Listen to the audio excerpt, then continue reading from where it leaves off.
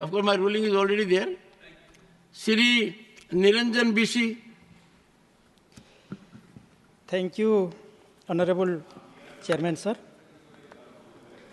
Sir, the 8 minutes. Ministry, New and Renewable Energy Department, Ministry has shortcomings with the ambition and mission and vision like insufficient funding for emerging technologies.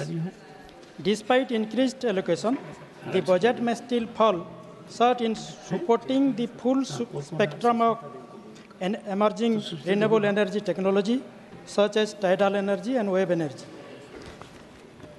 Lack of focus on local manufacturing, limited emphasis on boosting local manufacturing of renewable energy equipment, which could hinder self-reliance and make India dependent on imports.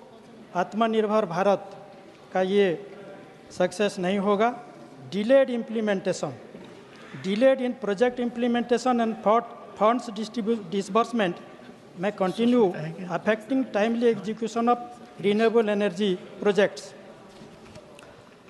Underestimation of infrastructure needs, insufficient allocation for upgrading transmission and distribution infrastructure to handle the increased load from renewable energy sources. Inadequate support for small-scale projects. Small-scale and community-based renewable energy projects may not receive adequate attention or funding, limiting their potential impact. It has some loopholes, sir. Land acquisition issue. Land acquisition for large-scale renewable energy projects can cause significant delays and cost overruns. Grid integration challenges. Integration of renewable energy into the national grid remains a technical and operational challenge requiring more robust solution for grid stability and management. Limited private sector incentive. While there are incentives for renewable energy projects, they may not be sufficient to attract substantial private sector participation, especially in high-risk areas like offshore wind energy. Monitoring and accountability. Lack of robust monitoring and accountability mechanism to ensure that funds are used efficiently and projects are completed on time and within budget. Rural electrification gap. Despite efforts towards decentralized renewable energy solution, gaps remain in achieving comprehensive rural electrification and ensuring reliable energy supply in remote areas.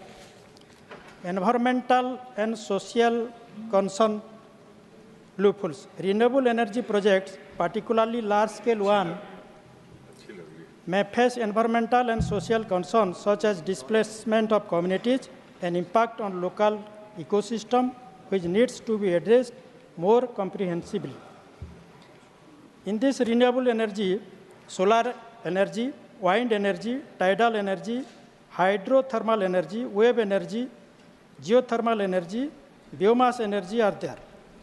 This new and renewable energy will generate, distribute, and transmit the energy. And it is a matter of happy that this department will focus on energy security and employment generation.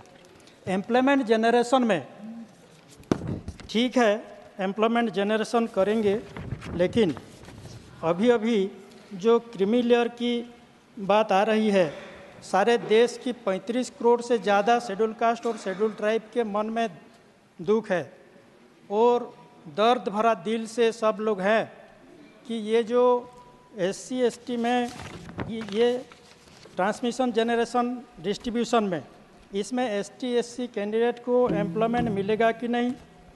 Schedule caste को 16.6% और ST को 8.6%. ये new and renewable energy department में, क्योंकि बाबा साहब doctor BR Ambedkar का सपना था, टू कोट मैं बोल रहा हूँ, बाबा साहब अम्बेडकर का जो कोट था, reservation in education and employment are essential to break the age old shackles of caste and give everyone an equal opportunity. Justice is another name of liberty, equality and fraternity. Reservation are a tool to achieve justice for the oppressed section of society. social and economic democracy is the real cornerstone of any true democracy. Reservation help in achieving this social democracy. The backward classes have been left out of the social and economic mainstream for centuries. Reservation are a way to ensure their inclusion. तो madam, ये जो schedule caste schedule tribe के लिए general जो stake holder है, general beneficiary है, जो roof top solar energy होगा, तो उसमें ST/SC को सब प्रोजेक्ट में स्कीम में मिलता है सब्सिडी, 100% सब्सिडी, 100% रिलैक्सेशन मिलता है। तो उसमें जनरल कंज्यूमर को भी 50% सब्सिडी और ST/SC को भी 50% सब्सिडी। तो ST/SC जो poorest of the poor people है इस देश में, बैकवर्ड है, तो वो लोग कहाँ से पाएंगे? 75,000 80,000 पहले डिपॉजिट करेंगे, उसके बाद उसके रूफटॉप मिलेगा सोलर एनर्जी और 300 यूनिट बिजली, फ्री बिजली मिलेगा, जो PM सूर्यघर मुफ्त बिजली मिलेगा। तो अभी तक तो किसी को मुफ्त बिजली नहीं मिला है। मैं बोलता हूँ ST/SC हो या पुअर हो, बैकवर्ड हो, किसी को भी मुफ्त बिजली अभी तक नहीं मिला है। रही बात 300 यूनिट मुफ्त बिजली, ओडिशा में आज तक 300 यूनिट, वो इलेक्शन के पहले लोगों में बहुत आशा था, विश्वास था कि 300 यूनिट मुफ्त बिजली मिलेगा, लेकिन अभी तक किसी को मुफ्त बिजली 300 यूनिट तो क्या 3 यूनिट का भी मुफ्त बिजली नहीं मिला है। ये डबल इंजन सरकार बोले सब, और लोग भी खुशी में सब वोट दे दिए, डबल इंजन हो गया, लेकिन वो 300 यूनिट मुफ्त बिजली कहाँ गया और ये कब होगा? गरीब के लिए, शेड्यूल कास्ट के लिए, शेड्यूल ट्राइब के लिए ये कब होगा? और रही वो new and renewable energy department है, मिनिस्ट्री है, उसमें हमारे SC/ST को जो अगर आउटसोर्सिंग में लेंगे, सब प्राइवेट डिस्कम जो बोलते हैं, डिस्ट्रीब्यूशन कंपनी आएगा अपना प्रॉफिट के लिए, वो सोशल सर्विस के लिए नहीं आते हैं। तो वो जो आउटसोर्सिंग अपॉइंटमेंट करेंगे, कॉन्ट्रैक्चुअल अपॉइंटमेंट करेंगे, कोई भी ST/SC वो उसमें नौकरी नहीं मिलेगा, जॉब अपॉर्चुनिटी नहीं मिलेगा। तो बाबा साहेब अम्बेडकर का एम्बिशन था, कोई भी सेंट्रल गवर्नमेंट का कोई भी डिपार्टमेंट हो, इंस्टीट्यूशन हो, उस सब में ST/SC को मिलेगा रिजर्वेशन। तो रिजर्वेशन आर्टिकल 15 में एजुकेशनल इंस्टीट्यूशन में रिजर्वेशन था, आर्टिकल 16 में equality of opportunity in matter of public employment था, आर्टिकल 335 में claim of SC/ST to service and post था, आर्टिकल 330 में reservation for seat for SC/ST in House of People था। तो ये सब रिजर्वेशन है, भारत के संविधान में बाबा साहेब किया है। तो अगर गवर्नमेंट चलाएगा, सेंट्रल गवर्नमेंट या स्टेट गवर्नमेंट, तो हमारे SC/ST को जॉब अपॉर्चुनिटी मिलेगा।